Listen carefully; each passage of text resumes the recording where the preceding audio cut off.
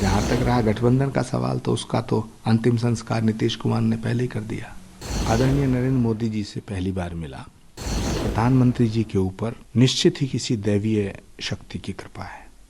उस एहसास को मैं शब्दों में बयान नहीं कर सकता हूँ। श्री कल्की धाम के शिलान्यास समारोह का निमंत्रण देने में माननीय प्रधानमंत्री जी को गया था। मैं उनका आभार व्यक्त करता हूँ, मेरे निमंत्रण को स्वीकार किया। भारत के प्रधानमंत्री जी से मिलना कोई गुनाह नहीं है, और यदि ये गुनाह है तो मैं इस गुनाह की सजा भुगतने के लिए तैयार हूँ। तो नरेंद्र मोदी से मिलकर कैसा लगा, उनके विचारों से किस तरीके से आपको उनको लगा देख के बात करके? देखिए, मैं आदरणीय नरेंद्र मोदी जी से पहली बार मिला,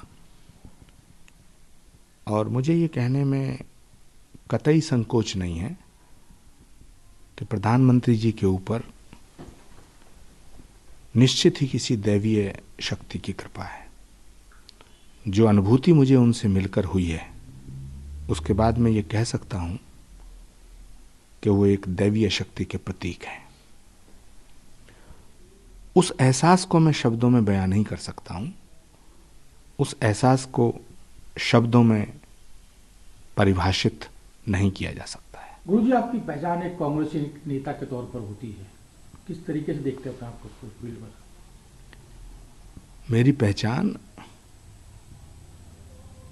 सनातन के सेवक के रूप में है।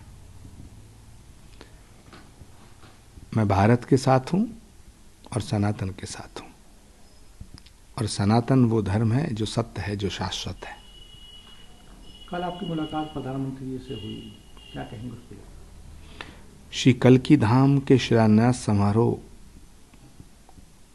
का निमंत्रण देने में माननीय प्रधानमंत्री जी को गया था। मुझे खुशी है और मैं उनका आभार व्यक्त करता हूं कि भारत के यशस्वी प्रधानमंत्री आदरणीय श्री नरेंद्र भाई मोदी जी ने मेरे निमंत्रण को स्वीकार किया। श्री कल्की धाम के करोड़ों भक्त बहुत खुश हैं। सनातन धर्म को मानने वाले करोड़ों लोगों की ये भावना थी कि जिस तरह अयोध्या में श्री राम के मंदिर का काज नरेंद्र मोदी जी के करकमलों द्वारा हुआ है, उसी तरह भगवान के होने वाले अवतार श्री कल्की नारायण भगवान के श्री कल्की धाम के निर्माण के सभी कार्य प्रधानमंत्री जी के हाथों से किए जाएं, करवाए जाएं। करोड़ों भक्तों की भावनाओं का सम्मान करते हुए प्रधानमंत्री जी ने इस निमंत्रण को स्वीकार किया है। इसके लिए हम उनके आभारी हैं, हम उन्हें साधुवाद देते हैं। कल एक सोशल मीडिया पर एक वायरल भी हो रहा था कुछ पोस्ट है कि आपको कांग्रेस से बर्खास्त कर दिया गया, निकाल दिया गया। ये सवाल तो कांग्रेस से पूछो। लेकिन सर, आप इतने पुराने कांग्रेस नेता हैं और इस तरीके की ट्वीट आना, उसके बाद फिर उनकी तरफ से कोई रिएक्शन ना आना। नहीं, मुझे इस पे कुछ नहीं कहना है। ये फैसला कांग्रेस को करना है, ये फैसला कांग्रेस नेतृत्व को करना है। कुछ लोग सर ये भी कह रहे हैं कि ये आने वाला भविष्य दिख रहा है कि जब आप प्रधानमंत्री से मुलाकात कर रहे हैं, पहली बार आप लोगों ने मुलाकात की है, कहीं ऐसा तो नहीं कि आप कहीं चुनाव को देखते हुए भी मुलाकात करने जा रहे हैं? भारत के प्रधानमंत्री जी से मिलना कोई गुनाह नहीं है। प्रधानमंत्री जी को श्री कल्की धाम के शिलान्यास समारोह में आमंत्रित करना भी गुनाह नहीं है, और यदि ये गुनाह है तो मैं इस गुनाह की सजा भुगतने के लिए तैयार हूं। राहुल गांधी जी की यात्रा भी चल रही है, वहां से भी पश्चिम बंगाल में गठबंधन अभी साफ नहीं दिख रहा है, तो किस तरीके से देखते हैं इसको? आपकी आने वाले चुनाव में गठबंधन किस तरीके से काम करेगा चुनाव के लिए?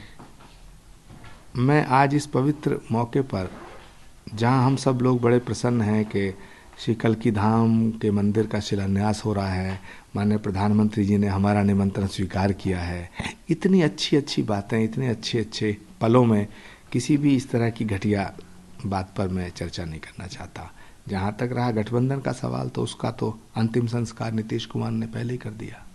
ज्ञानवापी मामले में भी अब वहाँ पे पूजा पाठ शुरू कर दिया गया है। मुस्लिम पक्ष एक तरफ इसका विरोध कर रहा है और वहीं दूसरी तरफ हिंदू पक्ष इस चीज़ को लेकर उत्साहित है कि वहाँ पर भगवान शिव की पूजा आराधना शुरू की जा रही है।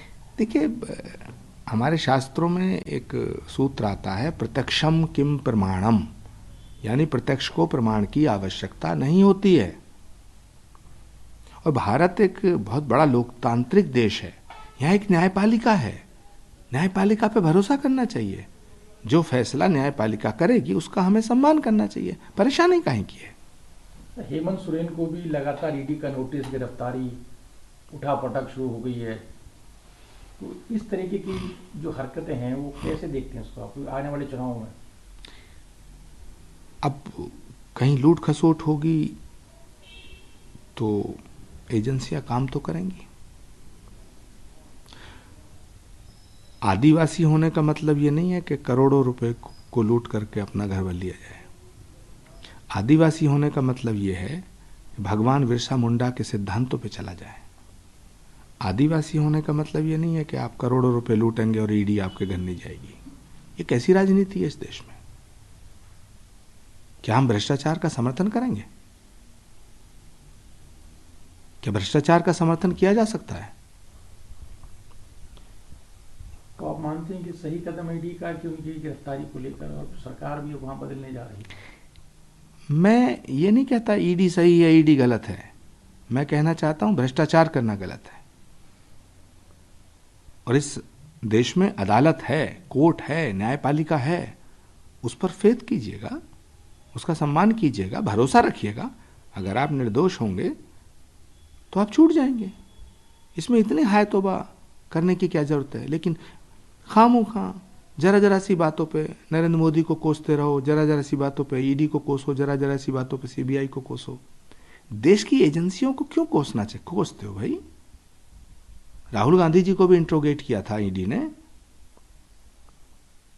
सोनिया जी को भी इंट्रोगेट किया था,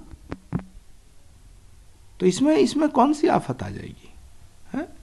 आप सामना करें, जांच का मुकाबला करें, दूध का दूध पानी का पानी हो जाएगा। इस रोने धोने से क्या होगा?